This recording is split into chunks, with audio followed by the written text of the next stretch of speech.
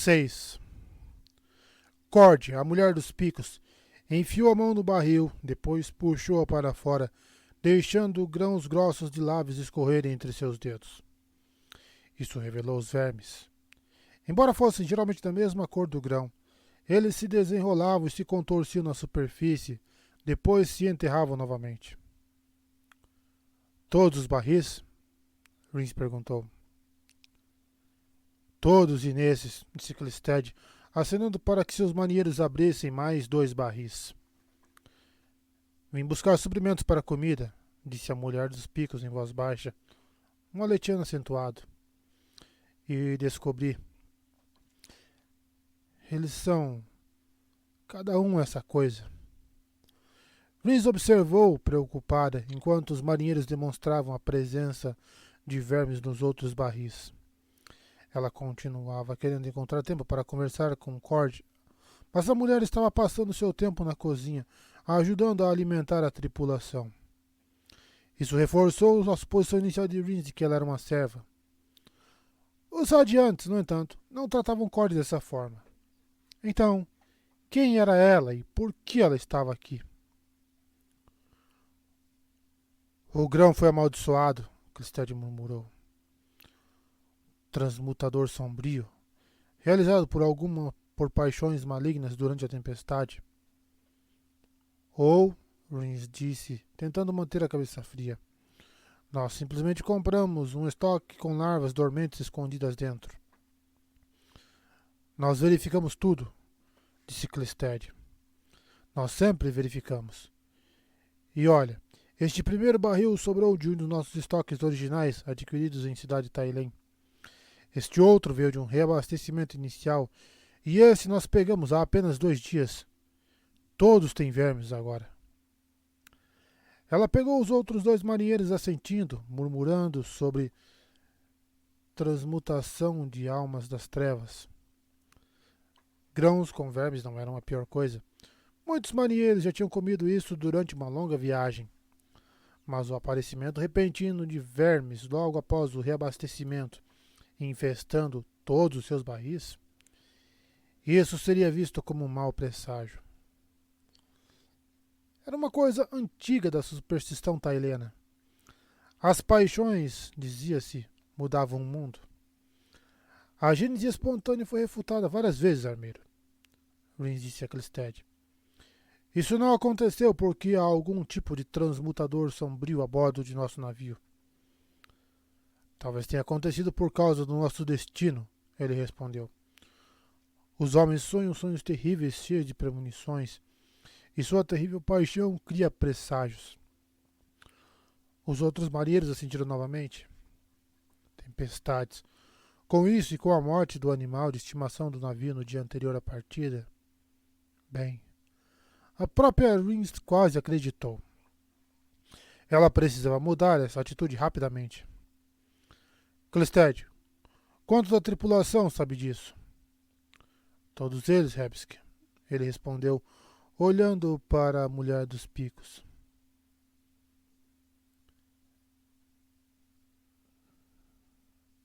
Minhas tristezas, respondeu Cord. Eu não sabia que essa coisa era ruim. Perguntei aos outros. Está feito, Rins disse, virando-se para Nikli. Para minha cabine, rápido. O carregador tatuado, junto com seu assistente, rapidamente a carregou do porão para os convéses mais altos. Sim, conveniência. Rins poderia imaginar o de um pequeno elevador trabalhando via Fabrial.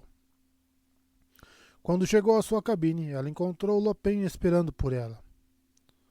Algo errado, Gancha? Loja de alimentos corrompidas, disse Rins. Nikli segurou sua cadeira enquanto seu assistente abria a porta. Preciso fazer algo sobre isso rapidamente. Eu poderia voar para um dos nossos postos avançados, disse Lopen, seguindo a cabine. Jogue mais um pouco de grãos no ar e traga-os para nós. Uma sugestão viável, Rins disse enquanto Nikli a colocava em sua mesa. Ela imediatamente começou a vasculhar os cadernos na gaveta de baixo. Shirishiri espiou letargicamente para fora da caixa e gritou preocupada. No entanto, sinto que precisamos de outra solução. Ela pegou um caderno específico, então acenou para Nikli, que se curvou e se retirou com seu assistente para ficar do lado de fora. Lupin permaneceu descansando ao lado da porta enquanto ela se fechava. Olhou para ele. Ele agia tão relaxado o tempo todo, parecia fácil subestimá-lo. Não se trata apenas da nossa falta de comida, Gansha, ele adivinhou. Uma observação astuta, disse Rins folheando seu caderno. Um dos maiores perigos no mar é deixar sua tripulação fugir de você. Como aquela tripulação do navio fantasma, disse Lupin, que parecia ter escapado de todos. Eu não estava me referindo a nada tão dramático, disse Rins. Mas nossa situação pode rapidamente se tornar perigosa se a tripulação começar a pensar que eu os levo em uma missão suicida. Era um dos enigmas da vida marítima. Às vezes, boas tripulações, bem treinadas, se amotinariam. Seu Babisky tinha falado sobre isso, e ela se viu lendo histórias após história. Passando tanto tempo no oceano, isolados, as emoções da tripulação se alimentavam uma das outras. Coisas que eram irracionais durante dias mais brilhantes começavam a parecer razoáveis. As emoções podiam ganhar vida própria, como esprenos, e de repente boas tripulações ficavam histéricas. Manipulação de massa? Suas melhores defesas eram disciplina e ação rápida. Ela procurou em seu caderno por anotações de uma expedição comercial específica que ela havia feito com o Vistim vários anos atrás. Ela tinha sido uma pirralha naquela época, mas pelo menos ela tinha sido o tipo de pirralha que escrevia sobre o quão irritada ela estava. Lá, ela pensou, encontrando as entradas. Uma expedição para o deserto de Rex. Vistim tinha comprado grãos com vermes de Triax por meras lascas e ela o achou louco. Quem compraria grãos com vermes? Mas, como em todas as coisas que ele fazia, houve uma lição explícita nas ações de Vistim. O comércio não era apenas sobre comprar coisas e vendê-las, ele reforçou para ela uma vez e outra vez. Era sobre encontrar uma necessidade que não estava sendo preenchida. Era uma espécie de transmutador. Pegar restos e transformá-los nas mais brilhantes pedras preciosas. Ele a fez escrever uma lista de locais. Traga a capitã para mim, Rins disse distraidamente, desenrolando um de seus mapas. Ela não percebeu até depois que ele foi embora que havia dado uma ordem a um cavaleiro radiante. Ele ficaria insultado? Mas, quando Lupin retornou com Diwan, ele não pareceu nem um pouco ofendido. Apenas curioso enquanto olhava por cima do ombro dela para o mapa. Hebsky, perguntou a capitã. Precisamos fazer um pequeno desvio, disse Rins apontando para o mapa. Rins garantiu que toda a tripulação estivesse no convés para assistir enquanto ela convidava os nômades Rex a bordo. Um povo silencioso, desinteressado na política do mundo. Eles mantinham seus cabelos em tranças e cheiravam levemente aos animais que mantinham como bestas sagradas. Sua classe sacerdotal não comia carne, pois eles tinham feito juramentos proibindo isso. Mas eles consideravam larvas e insetos como plantas, não animais. Eles eram um dos 6 grupos que Vistinha fez escrever como pessoas para quem ela poderia vender grãos com vermes. Para iniciar o comércio, Rins leu as frases que Vistinha havia exigido que ela registrasse. Os nômades peneiraram os grãos e descobriram que eram bons, mal comidos pelos vermes, que eram carnudos e grossos. Cuidadosa para não tirar vantagem, Rins negociou brevemente, mas com firmeza. O resultado final foi um grande estoque de carne seca, feita pelos nômades a partir dos animais mortos, e mantida especificamente para negócios como esse. Os cobertores dados de presente a Vince com a frase para uma honrada por causa de sua linhagem respeitosa também seriam vendidos por um bom preço. Os nômades partiram com os barris de grãos cantando sua despedida. Eles realmente compraram grãos cheios de minhocas, disse a capitã coçando sua cabeça. Eu admito, Rebsk. Não tinha acreditado em você até agora. Vesti nunca trouxe você aqui, eu acho, disse Rins. Ah, isso cheirava a um dos esquemas dele. Eu me pergunto por que isso não é de conhecimento comum. Esse lugar deveria estar fervilhando de comerciantes tentando vender seus grãos velhos para lucrar. Você pensaria isso, disse Rins. Mas não foi isso que aprendi com Vistin. As tribos Rex que devem ser abordadas com cuidado, e sua língua é difícil de aprender. Haja com arrogância e você os afastará. Além disso, o grão precisa ser um grão fresco e bom, embora com vermes. Eles não comprarão algo que tenha apodrecido e esteja cheio de esprenos de putrefação. Ainda assim, disse a capitã. E ela estava certa. Este era um mercado quase inexplorado, mas quem queria negociar grãos com vermes quando havia tapetes e joias finas para exibir? Quem queria visitar o deserto de Rex quando os grandes bazares de Marat estavam tão perto? Somente alguém que entendia a necessidade e a verdadeira alma de um comerciante. Obrigada, Babski. Ela pensou enquanto examinava a sua tripulação e via muito menos ansiedade do que antes. Isso os apaziguaria. Esses últimos dias foram tensos, mas a tripulação estava mais jovial ao retornar para as suas estações. Parece a obra depois que a tomada recebe. Rins tinha, esperançosamente, invertido o presságio. Essa era a maneira tradicional de dispersar tal coisa. Tirar um bom proveito disso. Para aqueles que seguiam as paixões, isso mostraria que o destino estava do seu lado, mesmo quando um presságio tentava escurecer o caminho. Você sempre podia derrotar paixões sombrias com otimismo e determinação. Até a pior grande tormenta despejava água fresca. Era tudo bobagem, ela passou a acreditar, mas era o tipo mais intrigante por causa da verdade subjacente. Presságios não eram reais, mas a maneira como as pessoas reagiam a eles era muito real. Inverter isso era tudo uma questão de perspectiva. Como um barril cheio de minhocas não valia nada, ou era de grande valor, dependendo da sua perspectiva. Nick lhe apegou ao pedido dela, para transferência simples como essa. Ele a trouxe em um berço em vez de sua tipóia, na qual ela podia sentar. Enquanto ele caminhava em direção ao tombadilho, 2 marinheiros acenaram para ele e fizeram uma piada bem humorada, da qual Nick lhe sorriu. Funcionou, ao que parece, ela disse enquanto ele a depositava em seu assento sob o guarda-sol. Parece que você fez alguns amigos a bordo. Nick abaixou a cabeça. Acho que não deveria ter duvidado. Sim, Luminosa.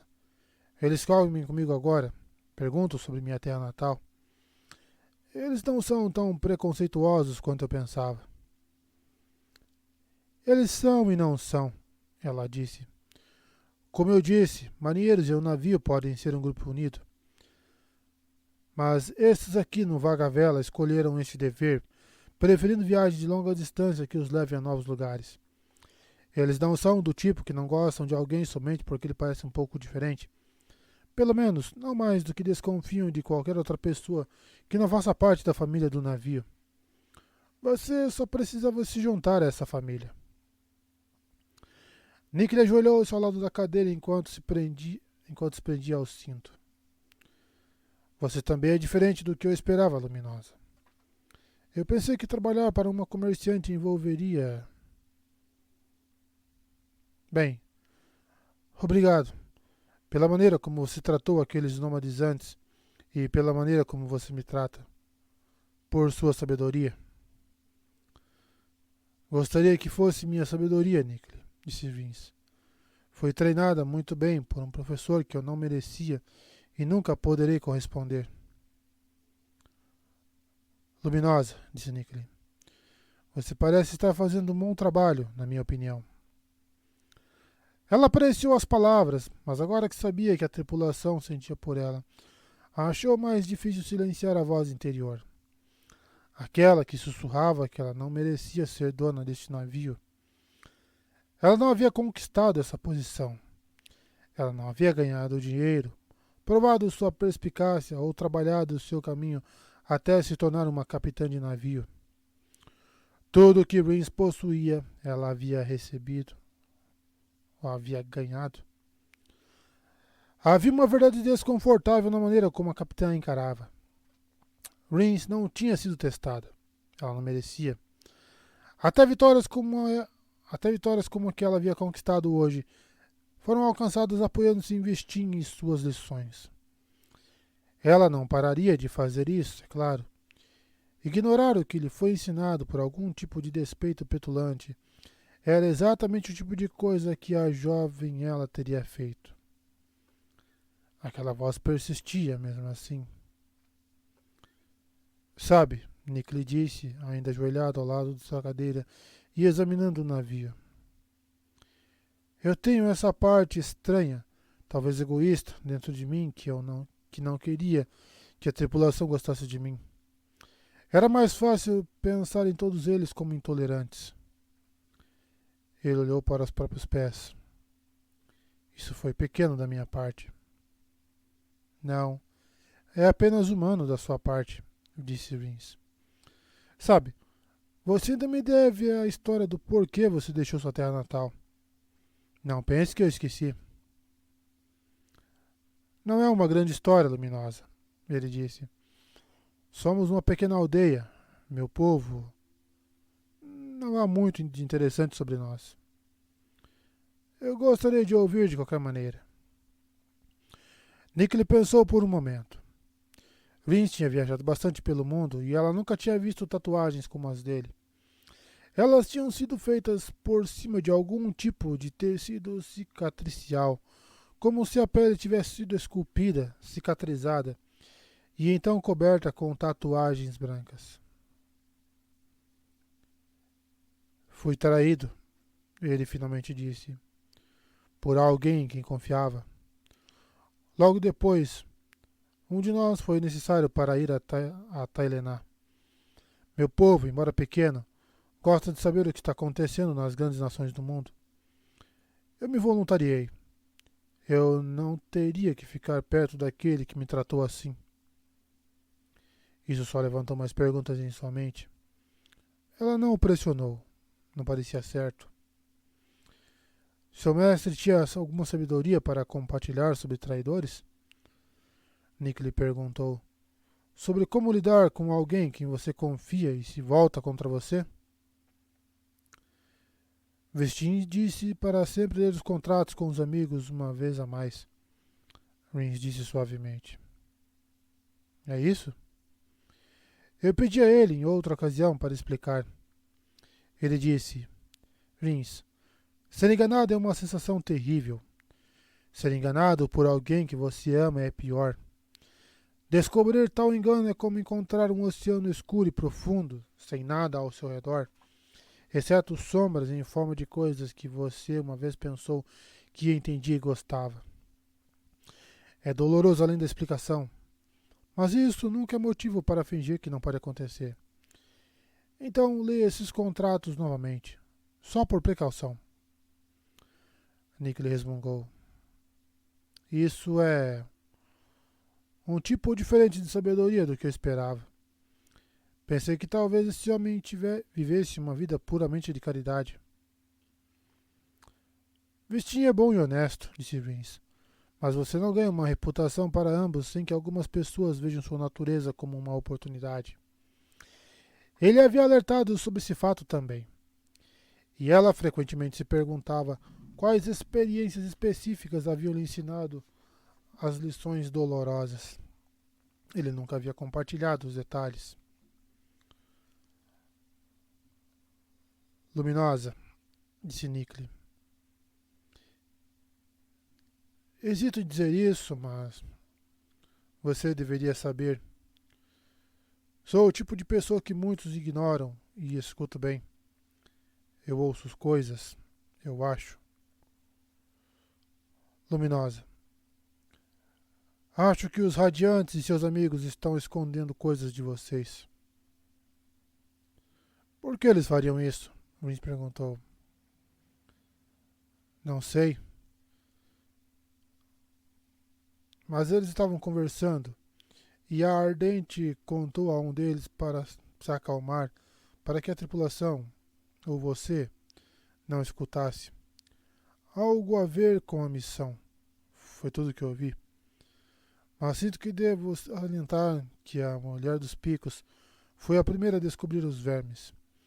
E os Radiantes ainda não chegaram a uma boa explicação para o porquê de ela estar nessa viagem. O que você está insinuando? Vince disse.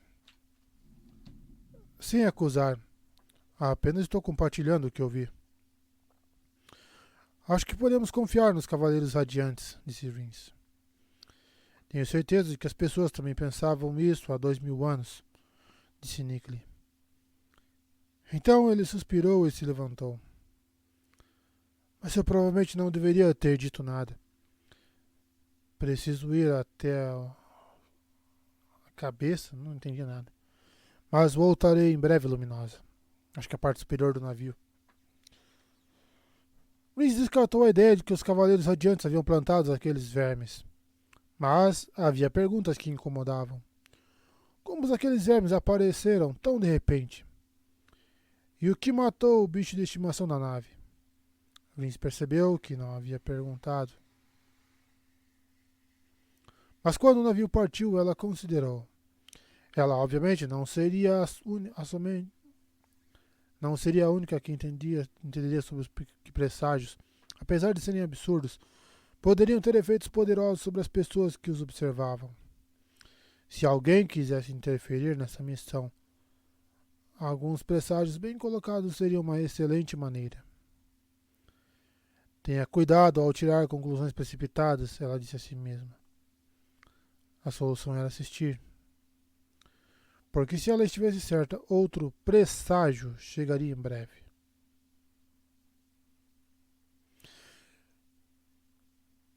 Nikley entrou na cabeça, trancou a porta e desligou o olfato do corpo para evitar ser bombardeado pelo odor daquele lugar. Levantou a mão do corpo e fechou o punho, satisfeito com o tempo que a forma se manteve. Mas agora Nikley relaxou e as costuras na pele do corpo se abriram, deixando o ar frio alcançar suas entranhas contorcidas, que tremeram, aliviadas por finalmente poderem se movimentar livremente, depois de se manterem firmes por tanto tempo. Ao mesmo tempo, Nikley fechou o conjunto de olhos mais óbvios do corpo. Seus olhos humanos, que eram realmente funcionais, algo de que Nikley se orgulhava.